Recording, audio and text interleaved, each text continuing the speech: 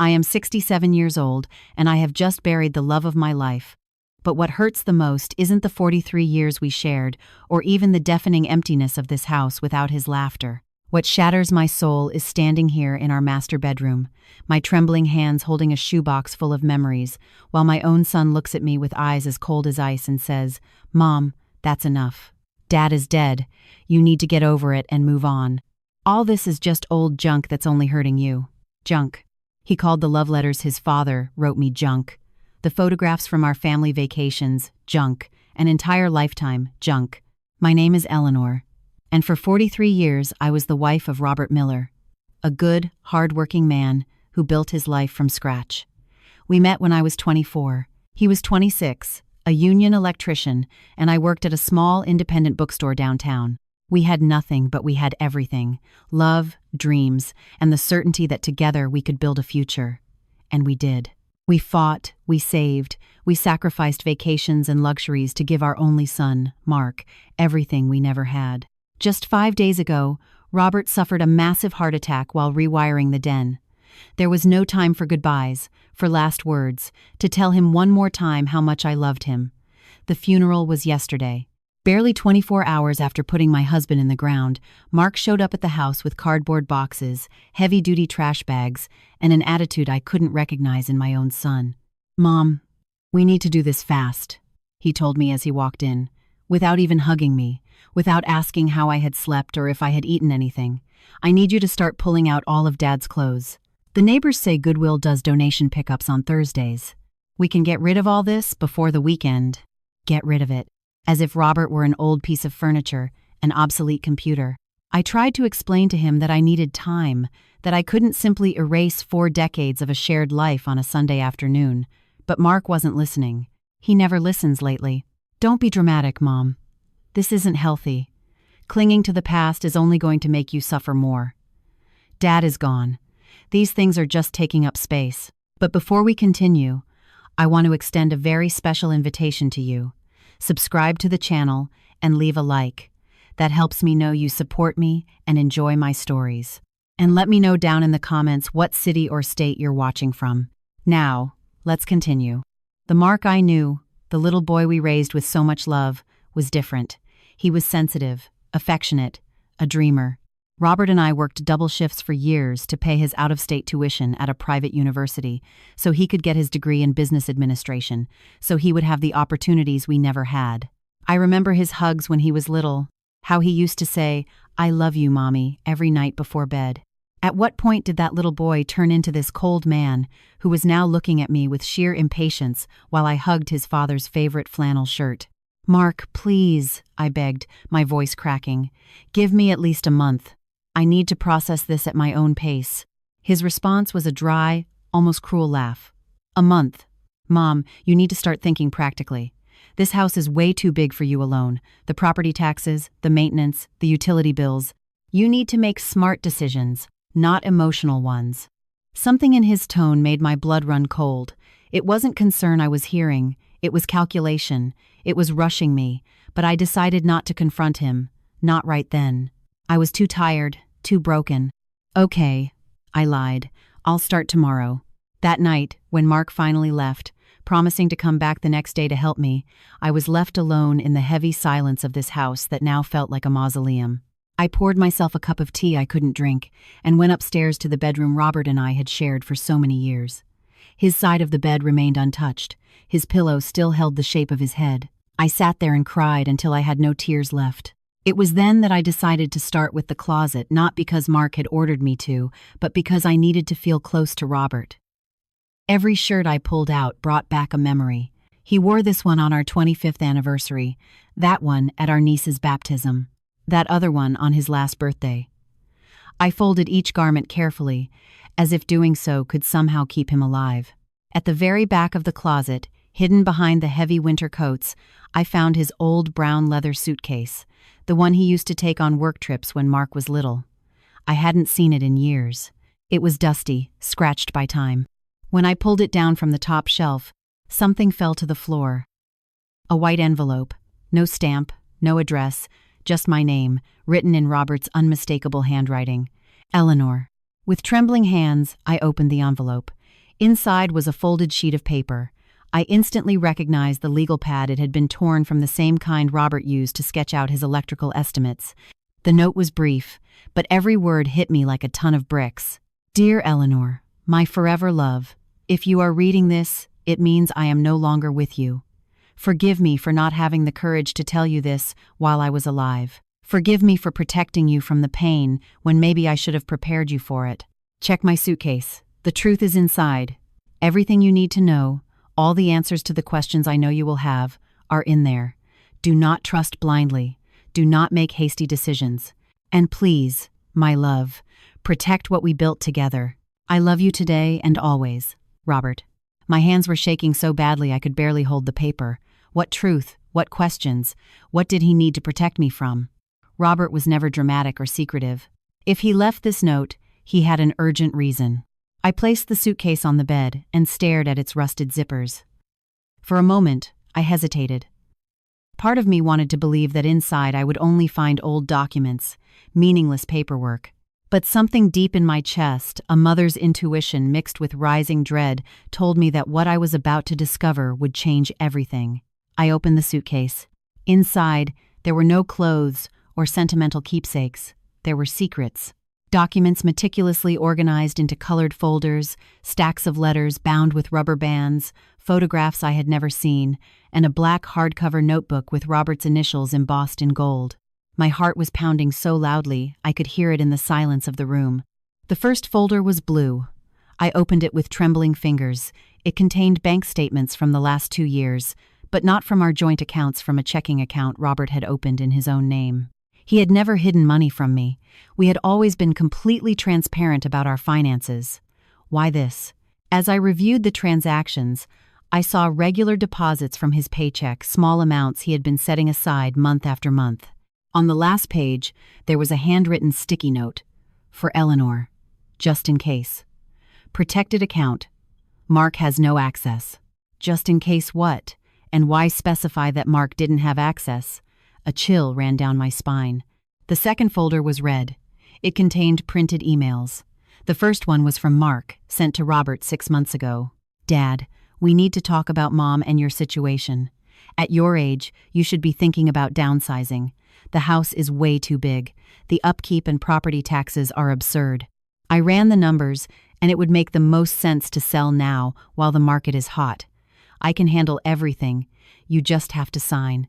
It's for everyone's own good. Robert's reply was blunt. Mark, your mother and I have lived in this house for 35 years. You grew up here. We built our family here. We are not selling our house, and I don't need you to handle anything. When your mother and I decide to make a move like that, it will be the two of us making the decision. Together, there were more emails. Mark pushing, Robert refusing, each time more firmly. In the last one, dated just 2 months before Robert's death, my son wrote something that froze my blood. You don't get it, Dad. You're not being rational. Your health isn't good. Mom is going to need support, and I'm the one who's going to have to carry the burden of all this. I'm just trying to plan ahead. But if you prefer to be stubborn, that's on you. When things hit the fan, don't say I didn't warn you. How did Mark know Robert's health wasn't good? Robert had never mentioned any health problems, or had he, and I just hadn't paid attention. Tears began to blur my vision. I picked up the black notebook. On the first page, in Robert's careful handwriting, it read, For Eleanor, my love. It hurts me to write this, more than it will hurt you to read it, but you need to know. The following pages were a logbook. Dates, conversations, observations.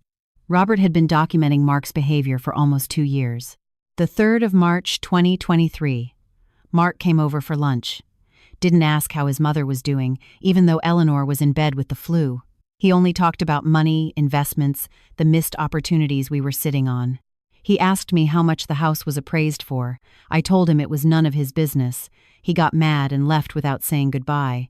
The 15th of June, 2023. Mark called asking if we had updated our will. Said it was the responsibility of adults to have their estate in order. I explained that we do have a will, but I didn't give him the details. He kept pressing to know. I had to put my foot down. Eleanor didn't notice the tension because she was out in the yard. The 2nd of September 2023. I discovered something awful. Eleanor doesn't know. Mark has been calling my brother Tom, telling him I'm going senile, that I'm losing my mind and that Eleanor is controlling me. Tom called me, worried sick. I had to explain to him that it was all a lie. Why would my own son say these things? I dropped the notebook and covered my mouth to muffle a sob. It couldn't be true. My Mark, the little boy I carried in my arms, who cried when we watched sad movies, who promised to take care of me when he grew up. Why would he do something like this? I remembered when Mark was 8 years old. Robert had been laid off from his union job, and we went through a really tough 6 months. One night, I heard noises in the kitchen. I went downstairs and found Mark with his shattered piggy bank on the floor, coins scattered everywhere. "Mommy," he told me with tears in his eyes, "here, this is to help Daddy." That night I hugged him and promised him that everything would be okay, that parents were there to take care of him, not the other way around. What happened to that little boy? At what point did love turn into pure greed? I kept reading the notebook. Robert had documented every strange visit, every uncomfortable question about money, every backhanded comment that minimized our life together. There were notes about conversations I had never witnessed, times when Mark would call Robert and pressure him to update the will or put the deed to the house in his name for tax purposes. In an entry dated 3 weeks before his death, Robert wrote, "I went to the cardiologist today. My heart is failing. He gave me 6 months, maybe a year with treatment. I'm not going to tell Eleanor yet. I need to fix things first. I need to protect her from Mark. My God." I never thought I would write those words about my own son, but something is wrong with him. Something changed, and I am terrified of what he might do when I'm no longer here. Tears fell onto the pages, smudging the ink. Robert knew he was going to die. He knew his time was short. And instead of telling me, instead of letting me be there for him so we could say goodbye together, he decided to spend his final months protecting me from our own son. At the end of the notebook, there was one last entry, written in a shaky hand, dated the day before he died. "Eleanor, my forever love, if you are reading this, please forgive me. Forgive me for not being stronger, for not confronting Mark directly. But everything is in these folders. The truth about who our son really is now. In the green folder are the legal documents. Everything is ironclad.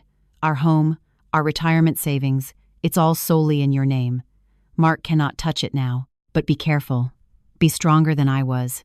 Don't let his coldness confuse you for love. I love you always." I clutched the notebook to my chest and wept like I hadn't wept, even at the funeral. Robert had died carrying this heavy burden completely alone, shielding me until his dying breath. And I, blinded by my maternal love, hadn't seen a thing, but I saw it now.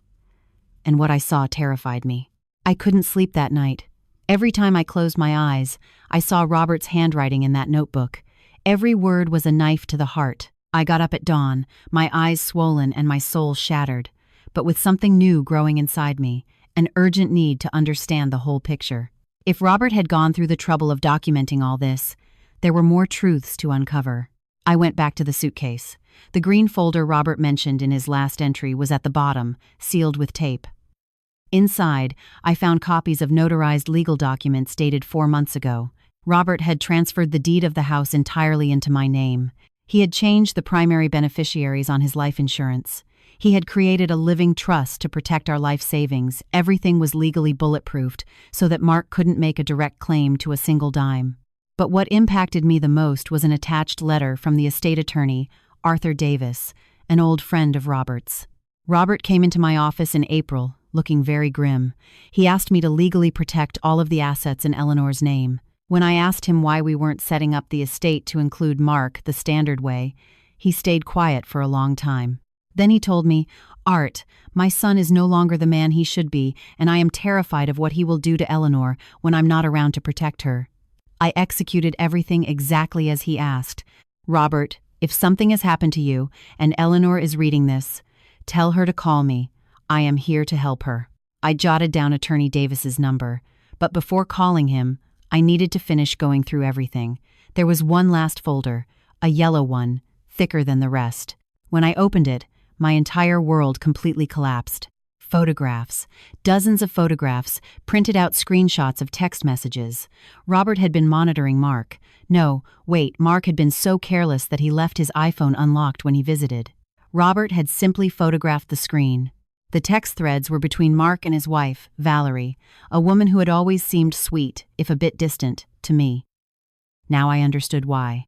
Mark, I talked to the old man again today about selling the house. He got stubborn again. It's frustrating, Valerie, what does your mom say? Mark, she doesn't say anything. She never says anything. Just follows the old man around like a lost puppy. But when he's gone, it'll be easier to convince her. She doesn't make decisions on her own. Valerie, Mark, your dad isn't sick. He could live another 20 years. Mark, you don't know that. At his age, anything can happen. I'm just saying we need to be prepared. There's a lot of equity in that house, and with that money, we could finally buy that condo in the neighborhood we want. More recent dates showed even more disturbing conversations. Mark, the old man went to the doctor again. Won't tell me what's wrong, but something is. I saw him hiding prescription bottles. Valerie, why don't you just ask him point blank? Mark, I can't look like I only care about his health because of the inheritance. I need to be subtle, but I think soon it won't be a problem. The word soon it won't be a problem turned my stomach. My own son had been waiting for wishing for his father's death. There were more text threads where Mark was talking to a real estate agent about a property that would soon be hitting the market. Emails where he discussed with Valerie what to do with the old lady once the house sold. The old lady. That's what he called me. Not Mom. Not Eleanor. The old lady. Mark, we can find her a decent assisted living facility. Something small but clean. With what I pull from the sale, I can pay for a modest place for her, and we'll still have plenty left over for us. Valerie. What if she refuses to go to a nursing home? Mark, she won't have a choice. Without the house, where is she going to live? With us? No thanks. We've done enough raising her our whole lives. Raising her our whole lives. As if I were the child and he were the parent. As if the years Robert and I worked ourselves to the bone to give him everything meant absolutely nothing. I remembered when Mark was 16 and wanted to go to an incredibly expensive out-of-state summer camp. Robert picked up double shifts for 2 solid months to pay for it. I sold some vintage jewelry my mother had left me. Mark went to that camp, and when he came back, he barely even thanked us. He complained that most of the other kids had better tents and gear than he did. Robert hugged me that night and said, "He's just a teenager, hun. He'll mature." But he never matured. Or maybe he did, just not in the direction we had hoped. I kept digging. There was one particularly painful email that Mark had sent to his cousin Lucy, my niece, about a year ago. Lucy, I know you think I'm hard on my parents, but you don't get it. They live in the past. They cling to worthless crap. That huge house they don't need, full of old furniture and memories. They don't understand the modern world. Dad especially is as stubborn as a mule. And Mom is so dependent on him she has no personality of her own. I'm just trying to help them be practical, but they look at me like the bad guy. When they get older, they're going to need me, and they'll be thankful someone stepped up to make the tough decisions for them. Lucy had replied, Mark, your parents aren't incompetent. They are independent adults who built a life for themselves. Just because they don't want to do what you think is best doesn't mean they're wrong. And frankly, your attitude worries me. Aunt Eleanor and Uncle Bob gave you everything. A little respect wouldn't kill you. Mark never replied to that message. He simply cut off contact with Lucy. Now I understood why my niece never visited us anymore. It wasn't because she was so busy with work, like Mark had claimed. It was because he had pushed her away, just like he had tried to alienate other family members with his lies about Robert losing his mind. The sun was starting to peek through the blinds. It was 6 a.m. I had spent the entire night reading, discovering, falling apart. In a few hours, Mark would arrive with his cardboard boxes and his cold efficiency, expecting to find me obedient, broken, easily manipulated. But something had shifted inside me during those dark hours. The pain hadn't vanished, but it had mutated. It wasn't just the grief of losing Robert anymore. It was the mourning of having lost my son a long time ago, without even realizing it. And with that grief came something much stronger: resolve. Robert had spent his final months protecting me. Now it was my turn to honor his sacrifice. I was not going to let Mark destroy everything we had built. I was not going to be the old lady who gets shipped off to an assisted living facility without a fight. I packed everything back into the suitcase and hid it down in the basement, tucked away behind some old holiday decorations where Mark would never look. Then I went upstairs, showered, got dressed, and brewed a strong pot of coffee. When Mark rang the doorbell at exactly 9 a.m., I opened the door with a smile that didn't quite reach my eyes. "Good morning, son. Come on in." Mark walked into the house with that arrogant confidence I used to mistake for maturity.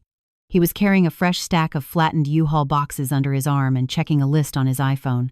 A list, as if emptying out his father's life was just another administrative checklist. "All right, Mom, I see you're dressed and ready." "Perfect. Let's start with the master bedroom. That's the most important." He paused and looked at me with an expression I now recognized for what it was: impatience, barely disguised as concern. "Did you sleep okay?" "How could I?" I replied, keeping my voice perfectly neutral. "The coffee is fresh, if you want some." "I don't have time. I need to be at the firm by noon." "Come on, the faster we get this over with, the better." As we walked up the stairs, I observed him. I really looked at him. Perhaps for the first time in years, I stopped looking at him as my baby boy and started seeing him as a stranger. He was wearing an expensive, tailored suit, Italian leather shoes, a Swiss watch, all bought with the money from his corporate finance job. A job he only got because Robert knew the owner of the firm from his union days and called in a major favor. But Mark never mentioned that. In his version of reality, he was entirely self-made. "Mom, are you even listening to me?" His sharp tone snapped me back. "I'm sorry. What were you saying?" I said, "I need you to be practical here. I know this is tough, but keeping a closet full of old flannel shirts isn't going to bring Dad back. Donating it is the right thing to do. There are people out there who actually need it. The right thing to do." How easy it was for him to dictate what was right when it wasn't his grief on the chopping block. "Mark," I said slowly, "I need to ask you something. Why are you in such a rush?" His jaw tightened. Just for a fraction of a second, but I saw it. "It's not a rush, Mom. It's common sense. The more time passes, the harder this will be for you. It's better to just rip the Band-Aid off." The Band-Aid. I repeated the phrase in my head, feeling the rage begin to simmer beneath my calm exterior. "Your father died 5 days ago. He's not a Band-Aid, Mark. He was my entire life." Exactly my point. Which is why you need to start building a new life. A life that doesn't revolve around dead things. Dead things. He called his father's memory dead things. I swallowed the lump in my throat and nodded, feigning docility. "You're right. Let's begin." I opened the closet and began taking clothes off the hangers. Mark grabbed a box and started aggressively tossing shirts in, wrinkling them, not even bothering to fold them. Every piece he threw in felt like a slap to the face. "Mom, there's something else we need to talk about," he said, without looking at me, focused on his packing. Here it was, the moment I had been waiting for since I read his text messages. "What about the house? It's too big for you alone. The property taxes, the HOA fees, the utilities, the landscaping, all of that is going to fall entirely on you now. Without Dad's income, how do you expect to keep up with it? Your father left us with savings, and I have my Social Security." Mark let out a dismissive scoff. "Mom, let's be realistic here. Dad's retirement account isn't going to float a house this size for years, and your Social Security check is a joke. You worked part-time at a bookstore your whole life because Dad insisted you stay home with me." The way he said it with that dripping tone of reproach, as if Robert had held me back instead of supporting me. The truth was, I chose to work part-time when Mark was little because I wanted to be there for him, to drive him to school, to help him with his science projects, to cook his favorite dinners. I sacrificed my own career trajectory for my son, and now he was weaponizing it against me. "I've been talking to a real estate agent," he continued, pulling out his phone. "The market is red hot right now. We could list it and sell in under 2 months. With the equity from the sale, you could buy something small. A nice, modern condo. No maintenance, no stairs, and you'd have plenty of cash left over to live comfortably." "I don't want to sell the house, Mark." His face hardened. "You're not thinking clearly right now. It's the grief talking. But I can think clearly, and as your son, it is my responsibility to help you make the right choices. I am perfectly capable of making my own choices." "Are you?" He turned to face me, his expression chilling me to the bone. Mom, you've depended on Dad your entire life. He made all the major decisions, the finances, the investments, everything. You just existed right beside him. I'm not trying to insult you. It's just the truth. Now you need someone to guide you, and that someone is me. In that exact moment, I saw with crystal clarity what Robert had seen. My son didn't just consider me incompetent, he despised me. He saw me as a burden, an obstacle, a liability to be managed. I remembered when Mark was 12 and failing 7th grade math. Robert wanted to ground him and take away his PlayStation, but I intervened. Let me help him study, I told Robert. He just needs more support. I spent 2 months sitting at the kitchen table every afternoon, drilling fractions and equations with him. Mark passed the year with B's. When he got his report card, he hugged me and said, "Thanks, Mom. You're the best." Robert looked at me with pride. "See?" he had said. "You're stronger than you think." At what point did that grateful boy turn into this man calling me incapable? "Mark," I said, keeping my voice steady, "this conversation is over. I am not selling the house. That is my final decision." His expression darkened. "You're being irrational. I am being very clear. This is my house. Your father left it to me, and it is not for sale." "Dad left it to you?" he repeated, a dangerous edge creeping into his voice. "How do you know that? Have you already seen the will?" Damn it, I had said too much. The estate lawyer called me. I lied smoothly. Standard procedure. Mark studied me through narrowed eyes. "What lawyer?" "Attorney Arthur Davis." "That old gossip? He was always way too chummy with Dad," Mark spat, the venom evident in his voice. "I bet he's the one filling your head with this nonsense. You know what, Mom? I'm going to go down to his office and speak to him personally. There are laws in this state. I have rights as an only child." "Mark, no." "Mom, stop. You've been acting weird since yesterday. What aren't you telling me?" The air in the bedroom grew thick, suffocating. Mark was staring at me with deep suspicion now, trying to calculate exactly what I knew. And I was looking right back at him, finally seeing the monster he had become. "I'm not telling you anything because there is nothing else to say," I replied. "Now, if you'll excuse me, I am exhausted. I need you to leave." "Leave? We're not done here." "Yes, we are done for today. Get out, Mark." We locked eyes. I could practically see the gears turning behind his gaze as he weighed whether to push harder or retreat. Finally, he grabbed his suit jacket off the bed. "Fine. But I'll be back tomorrow. And we are going to finish this conversation, Mom, whether you like it or not." He walked out, slamming the front door so hard the window frames rattled. Only when I heard the engine of his BMW fade down the street did I finally allow myself to tremble. My legs gave out, and I collapsed onto the living room sofa. The same sofa where Robert and I had spent thousands of nights watching movies, talking about our days, simply existing in each other's orbit. Now, the room felt toxic, polluted by the hostility Mark had left hanging in the air. I knew I had to act fast. If Mark was going to confront Attorney Davis, I needed to speak to him first. I grabbed the phone and dialed the number I had written down. "Davis and Associates, good morning." "Good morning. This is Eleanor Miller. I need to speak with Attorney Davis immediately. It's regarding my husband, Robert." There was a brief pause.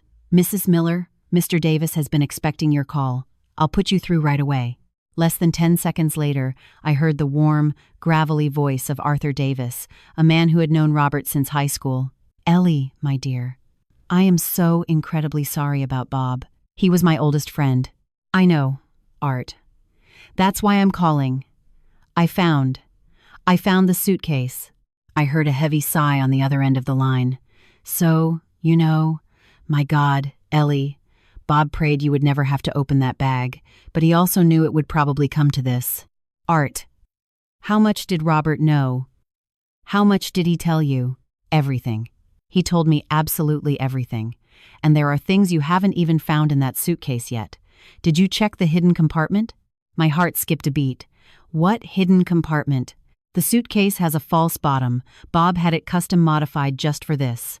Press the inner corners simultaneously. It will pop open. I ran down to the basement, pulled the suitcase out from behind the boxes, and followed his instructions. With a soft click, The bottom panel of the luggage lifted up, revealing a hidden recess. Inside sat a USB flash drive, a stack of legal papers, and an old digital voice recorder. "Did you find it?" Art asked through the phone. "Yes. There's a thumb drive and a recorder. Ellie, listen to me very carefully.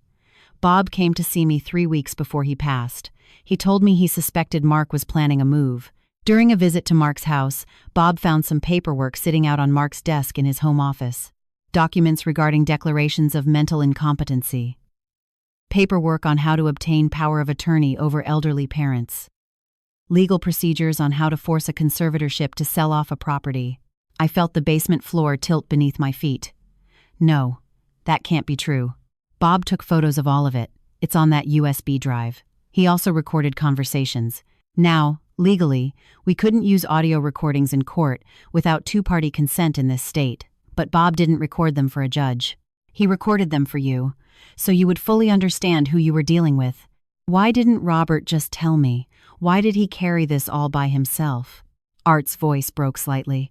Because he loved you, Ellie. Because he knew you worshipped the ground that boy walked on, and he couldn't bear to break your heart by showing you the truth while he was still around to shield you from it.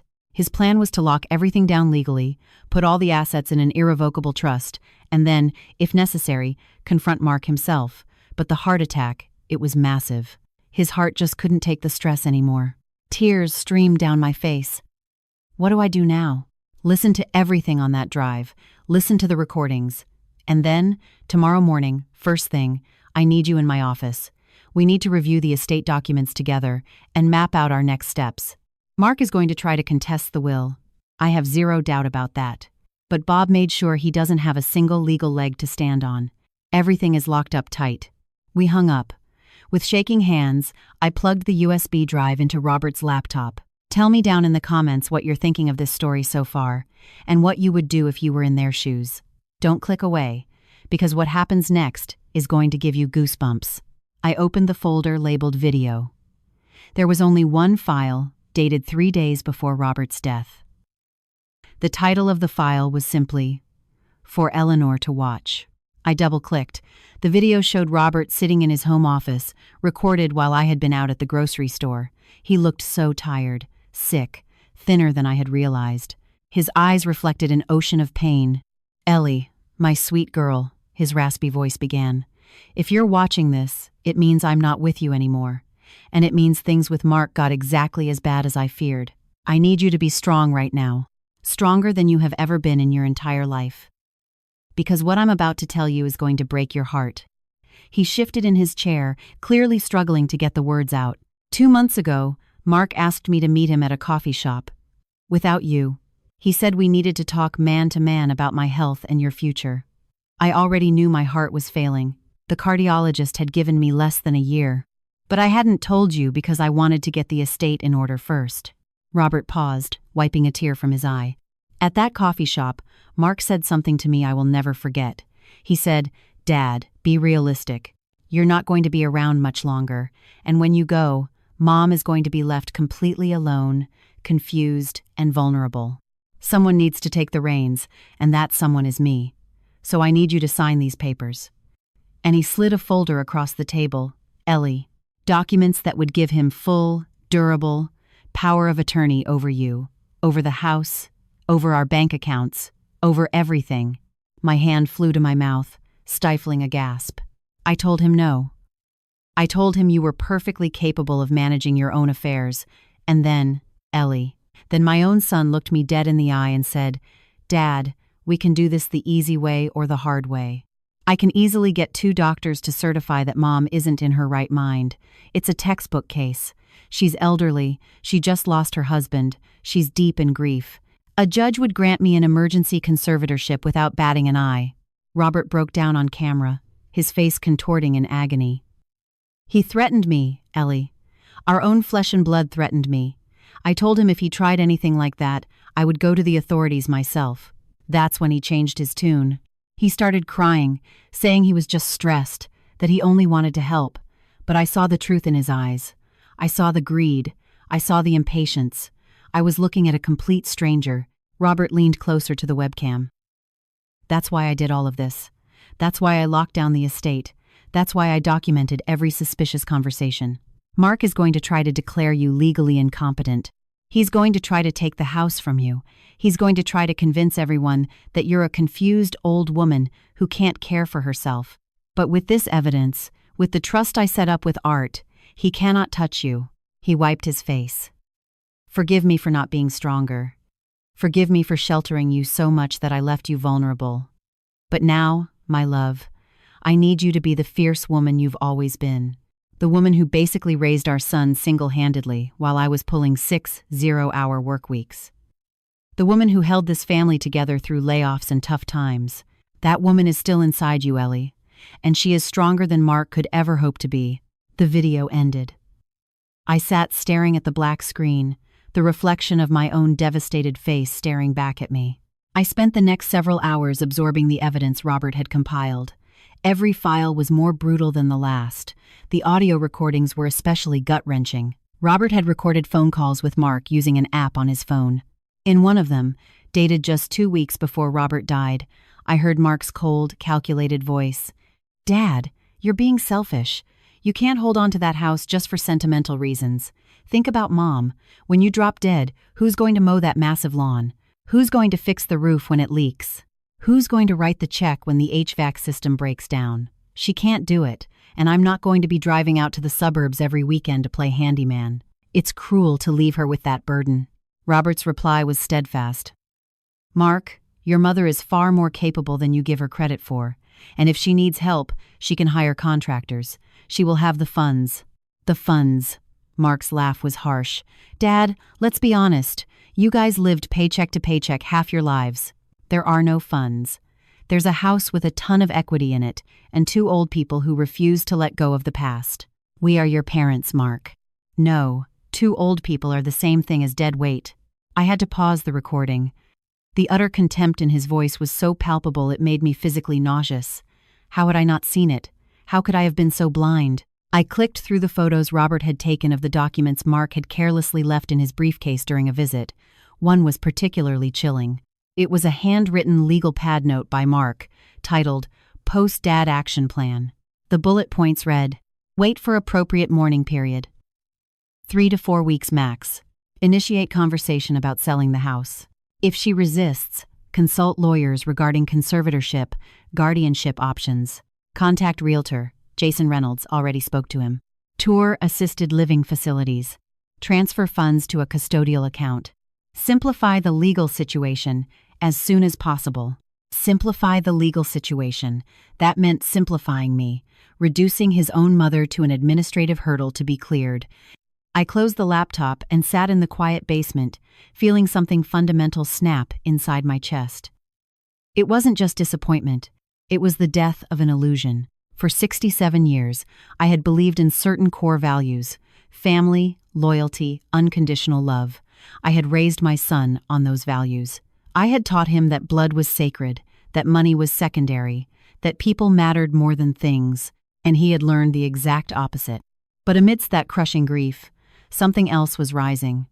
Something I hadn't felt in decades. Pure, clean, justified rage.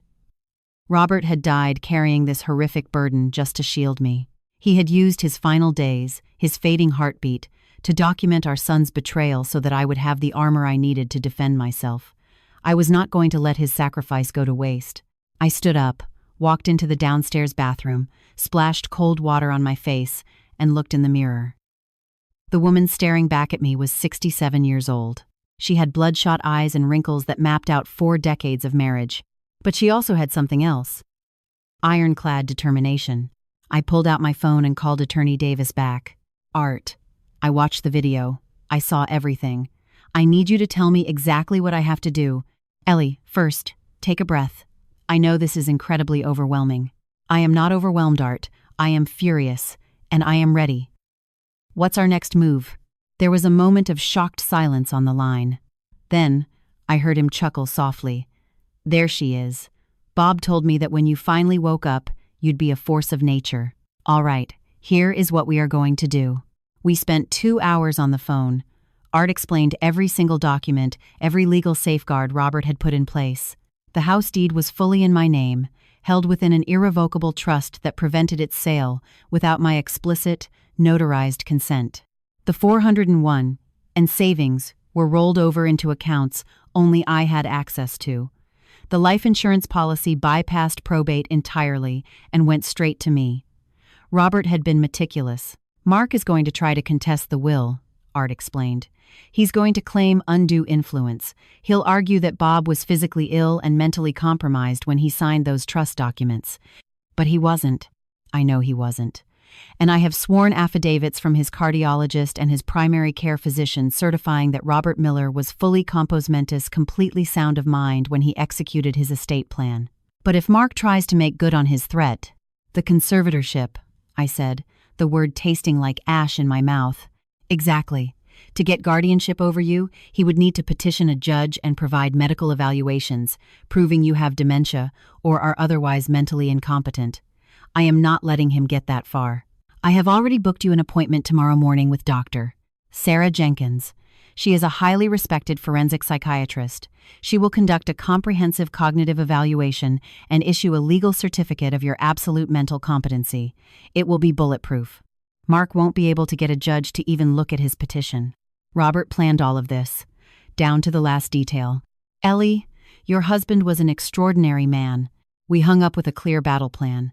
The next morning, I would go to the law firm, sign the final paperwork, and then go see the psychiatrist. In the meantime, I had to act completely normal around Mark. I couldn't let him know that I knew. That night, as I lay in bed, I remembered something Robert had told me on our 20th anniversary. We were sitting on a beach in Florida, watching the sunset, and he took my hand. Ellie, do you know why I married you? He had asked. Because of my dazzling good looks? I joked. Because of your spine, he replied, completely serious. Because I looked at you and saw a woman who could weather any storm. A woman who could be incredibly soft, but fiercely dangerous when she needed to be. Never forget that, Ellie. You are so much stronger than you think. At the time, I didn't fully grasp his words. I just thought it was a romantic compliment. But now, 23 years later, I understood. Robert always knew that one day I would need that strength, and he had spent our entire marriage reminding me of it, preparing me for it, even if I didn't realize it. The next morning, Mark texted me early. Mom, coming over in an hour. We need to finish packing Dad's office and nail down what we're doing with the house. Sounds good, honey, I texted back. See you soon. I looked in the mirror one last time. This time, the woman looking back at me was smiling. Not a happy smile. A smile of war. Robert had handed me an arsenal. Now it was my turn to use it. Mark had no idea who he was dealing with, but he was about to find out. Mark arrived right on time. As always, he carried his sleek leather briefcase and wore that mask of corporate efficiency he had perfected. But today, something was slightly off. There was a tightness in his shoulders, a frantic urgency in his movements. Mom, we need to talk before we pack another box, he demanded, stepping into the foyer without even saying hello. Of course. Let's go into the living room. We sat across from each other, feeling more like opposing counsel in a deposition than mother and son. Mark pulled an iPad and a stack of papers out of his briefcase. I drove over to Art Davis's office yesterday, he began, his voice tight with barely suppressed rage. He practically slammed the door in my face. But he told me Dad made major changes to his estate plan 4 months ago. Massive changes. That's correct. And you didn't think to tell me? It wasn't my information to share. It was your father's. His eyes narrowed into slits. Everything is in a trust. The house, the bank accounts, the investments. Everything is in your name. Did you know about this? I do now. That is complete bullshit, Mom. I am his son. I have rights. Rights to what, Mark? I interrupted, my voice perfectly calm, but lined with a razor-sharp edge he wasn't expecting. Rights to the home your father and I built? Rights to the retirement money we saved for 40 years? Rights to sell it all off to the highest bidder before his body is even cold? He turned visibly pale. I never said, when the old man is gone, it'll be easier to convince her. I recited his own text message verbatim. Does that sound familiar to you? The color drained entirely from his face. What? There's a lot of equity in that house, and with that money, we could finally buy that condo in the neighborhood we want. I continued, twisting the knife. We can find her a decent assisted living facility. Something small but clean. Mark jumped to his feet, his polished composure completely shattering. You spied on me. You went through my private messages. No. Your father did. The silence that followed was deafening. Dad. Dad was spying on me? Not spying. Documenting. Documenting every text thread where you called me the old lady. Every message where you calculated the exact dollar value of our home. Every bullet point plan you wrote out to lock me away in a nursing home. Mark fell back onto the sofa, his face a mask of absolute shock. You don't understand. I was just trying to be practical. Practical. I raised my voice for the first time, letting the anger flare. Plotting how to dispose of your own mother is practical. Counting down the days until your father's heart gave out is practical. I wasn't counting down the days. At his age, anything can happen. I'm just saying we need to be prepared. I quoted him again. You wrote that to Valerie. Your father was dying, Mark. He knew he only had months left. And instead of spending time with him, instead of comforting him, you were drawing up action plans for how to liquidate his life the second he flatlined. Tears began to spill down Mark's cheeks, but they weren't tears of remorse. They were tears of rage. The humiliation of having his mask ripped off. And what the hell did you expect me to do? He screamed. Just sit around and watch you two flush your equity down the toilet? I gave you guys everything. I managed your finances, I gave you investment advice, and you always ignored me. You never listened. You gave us everything? I repeated, almost laughing at the sheer audacity. Mark, we raised you. We worked double shifts to pay your out-of-state tuition. We sold family heirlooms and skipped our own vacations so you could go to your expensive summer camps and have nice things. And you have the nerve to say you helped us? That was decades ago. I paid my dues. I put up with you guys. I faked interest in Dad's boring stories. I dragged myself out to the suburbs for your tedious holiday dinners. I did my duty as a son, and there it was. The ugly, naked truth. To Mark, familial love was a transactional debt he felt he had already paid off, an annoying obligation he had checked off his list. Your father was right, I said softly, feeling the last remaining threads of my heart break. You aren't the boy we raised anymore. You're a complete stranger. Mark wiped his face aggressively. Fine. If that's how you want to play this, fine. But don't think I'm just going to roll over. I will take this to probate court. I'll contest the trust. I will fight for what I am legally owed. You aren't owed a damn thing. I am his son. And he decided that simply sharing his DNA wasn't enough. He decided you needed to earn his trust, his respect, and his inheritance. And you failed. He stood up, trembling with fury.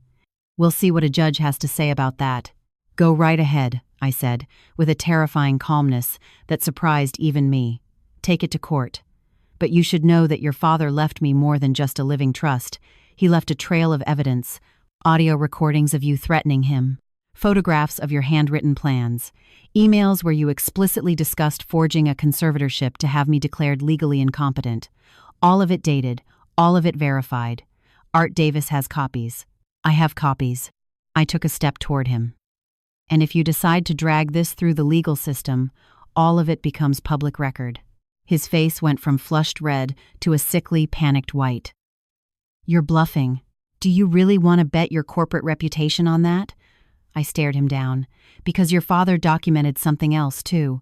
All the lies you told Uncle Tom, Cousin Lucy, and our neighbors.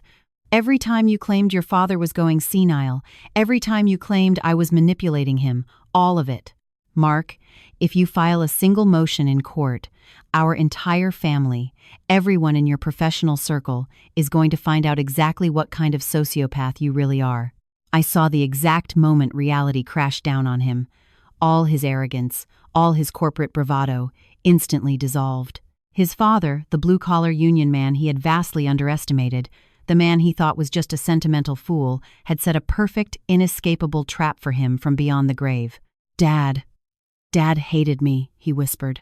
No, I replied, my own tears finally falling. He loved you. He loved you so much that it shattered his heart to see what you turned into. It killed him to know he had to spend his last days on earth building a fortress to protect his wife from his own son. He died loving you, Mark, but he didn't trust you. And that makes all the difference. Mark gathered his iPad and papers with shaking hands. At the front door, he turned back one last time. "What do you want me to do, Mom? What do you expect from me now?" I looked at him, this man in an expensive suit who had once been my baby, my pride and joy, and I saw with absolute clarity that there was no coming back from this. "I want you to leave," I said simply. "I want you to live with the choices you've made. And every time you look in the mirror, I want you to remember that you had a father who loved you so deeply, he spent his dying breaths protecting me from you." He walked out without another word. The door clicked shut softly, but the sound echoed in my ears like a thunderclap. I was left alone in the living room, surrounded by 40 years of beautiful memories, holding the crushing weight of betrayal. But I was holding something else too. My dignity. Robert had won this battle from the grave, and I was going to honor his victory by living the life he fought so hard to secure for me. It has been 6 months since that confrontation. 6 months in which I have learned how to live alone, but not in loneliness. There is a massive difference. One I never fully understood until now. The house is still mine. Every morning I wake up in the bed I shared with Robert. I drink my coffee on the back patio, overlooking the garden he meticulously kept, and I walk through the rooms where we built a lifetime of memories. I didn't sell anything. I didn't donate Robert's life to Goodwill like Mark demanded. I kept what mattered, and I let go only of what I decided to let go of. The psychological evaluation Dr. Jenkins performed confirmed what I already knew. I am perfectly sound of mind and entirely capable of managing my own estate. The legal certificate is resting safely in Attorney Davis's filing cabinet, just in case Mark ever decides to make good on his threat. He never did. After that final morning in the foyer, he simply vanished from my life. 3 weeks ago, my niece Lucy came to visit. She sat at my kitchen counter and sobbed as she apologized for being so distant. She explained that Mark had told her Robert and I were furious with her over some perceived slight he completely fabricated. I showed her the text messages, the documented lies. She was heartbroken to realize the extent of his manipulation. "Aunt Ellie," she told me through her tears, "I always knew Mark was getting a little ruthless with his career, but I never imagined he was capable of this. Now, Lucy comes over every Sunday. We work in the garden, we cook dinner together, and we share our favorite stories about Robert. I realize now that Mark wasn't just alienating me from the family, he was actively isolating me to make his takeover easier." Uncle Tom also came back around, deeply ashamed that he had believed Mark's lies about Robert losing his mind. "He played me like a damn fiddle," Tom confessed on my porch, "and I swallowed it hook, line, and sinker because I trusted my own nephew." The truth about Mark rippled through our extended family like a stone thrown into a pond. Not because I went out of my way to expose him, I kept the darkest details to myself, but because he continued to show his true colors. 2 months ago, he reached out to several relatives asking for a bridge loan for a surefire real estate investment. When they asked him why he didn't just ask his mother for the cash, he told them, "I was a bitter old woman, holding a senseless grudge." Valerie, his wife, came to see me a month ago. She came alone, standing awkwardly on my front porch. She confessed that she had filed for divorce. "Eleanor, I always knew Mark was ambitious, but I didn't know how dark it went. When I found out everything he did, how he treated Robert in those final months, I just couldn't look at him the same way anymore. I made us a pot of tea and we talked for hours." Valerie wasn't an inherently bad person. She had just been blinded by him, exactly like I was. Love makes us see what we want to see, right up until the truth becomes impossible to ignore. Sometimes, in the quiet hours of the night, I wonder if I did the right thing. If I should have tried to reconcile with Mark, to forgive him, to offer him grace. But then I remember Robert's exhausted, tear-streaked face on that webcam. Protect yourself. Don't let his coldness confuse you for love. I haven't heard from Mark. I heard through the grapevine that he was let go from his finance firm due to ethical concerns. It seems the same arrogant contempt he showed his parents, he also showed to his partners. I heard that since Valerie left, he is renting a tiny, cramped apartment downtown, the exact kind of apartment he wanted to force me into. The irony is not lost on me. Robert taught me that true love protects you, even from beyond the grave. He taught me that family isn't just about sharing DNA, it is about respect, gratitude, and reciprocity. And sometimes, the most profound act of love you can give someone is letting them face the consequences of their own destructive choices. My son chose greed over love. He chose money over family. He chose manipulation over honesty. And now, he gets to live with the bed he made. I chose to honor my husband's memory. I chose my dignity. I chose to stay in the home we built with love, surrounded only by the people who genuinely value me. I am 67 years old. Robert is no longer physically walking beside me, but his love continues to shield me, guiding me, reminding me every single day that I am so much stronger than I ever believed. And in the end, that is worth more than any inheritance. And so ends the story of Eleanor, a woman who discovered a devastating truth about her own son, but in the process, discovered her own unbreakable strength. This story leaves us with profound questions. How often do we take our parents' sacrifices for granted? How often does ambition blind us to what truly matters? How many Eleanors are out there in the world, facing silent betrayals from the very people they love the most? If this story touched your heart, I ask 3 quick things of you. First, hit the like button on this video. That simple click tells me you value these deep, emotional stories and motivates me to keep producing them for you. Second, subscribe to the channel and turn on the notification bell. Every week, I share stories that will make you reflect, feel, and appreciate what truly matters in life. You won't want to miss the next one. Third, drop a comment down below. I want to know what you would do if you were in Eleanor's shoes. Do you think she made the right call by cutting Mark off? Have you ever experienced something similar with a family member? And don't forget to tell me what city or state you're watching from. Your comments don't just help me get to know you. They create a community where we can all learn from each other's lived experiences. And if you know someone who needs to hear this story, maybe a mother going through a tough time, or someone who needs a reminder about the true value of family, please share this video with them. Sometimes, the right story at the right time can change a person's entire perspective. Remember, true family isn't measured by blood, it's measured by the respect, gratitude, and genuine love we show one another. Thank you for joining me for this story. Thank you for your time, and thank you for being part of this community. I'll see you in the next video with a new story that will touch your heart. Take care.